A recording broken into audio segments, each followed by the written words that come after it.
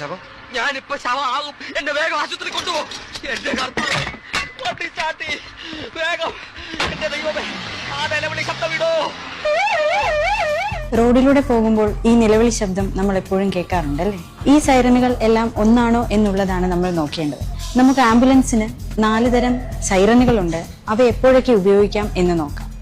ആദ്യമായിട്ട് വെയിൽ എന്ന സൈറൻ ആംബുലൻസ് വരുന്നുണ്ട്, വാഹനങ്ങൾ റോഡിൽ നിന്ന് മാറിക്കൊടുക്കുക എന്നുള്ളതാണ് അതിൽ നിന്ന് സൂചിപ്പിക്കുന്നത്. രോഗിയെ തേടിയുള്ള യാത്രയാണ് ഈ ആംബുലൻസ് എന്നുള്ളത്. അതേപോലെ തന്നെ രണ്ടാമതായി യെൽപ്പ് സൈറനിൽ രോഗി വാഹനത്തിലുണ്ട്, ബാക്കി വാഹനങ്ങൾ മാറിക്കൊടുക്കുക എന്നുള്ളതാണ്.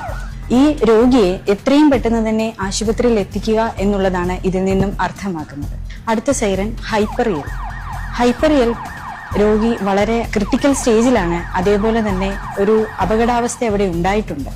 വളരെ വലിയ അപകടാവസ്ഥ ആയതുകൊണ്ട് ഒന്നുകൂടി ആംബുലൻസിന് ചിലപ്പോൾ വരേണ്ടി വന്നേക്കാം എന്നും ഈ ഹൈപ്പർ യെൽപ്പ് സൈറനിലൂടെ സൂചിപ്പിക്കുന്നു. അടുത്തതാണ് ഹൈ ആൻഡ് ലോ സൈറൻ.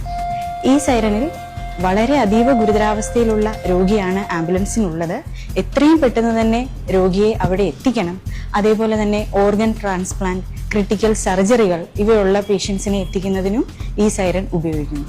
ഇങ്ങനെ വിവിധ തരം സൈറനുകളാണ് നമുക്ക് ഉള്ളത്.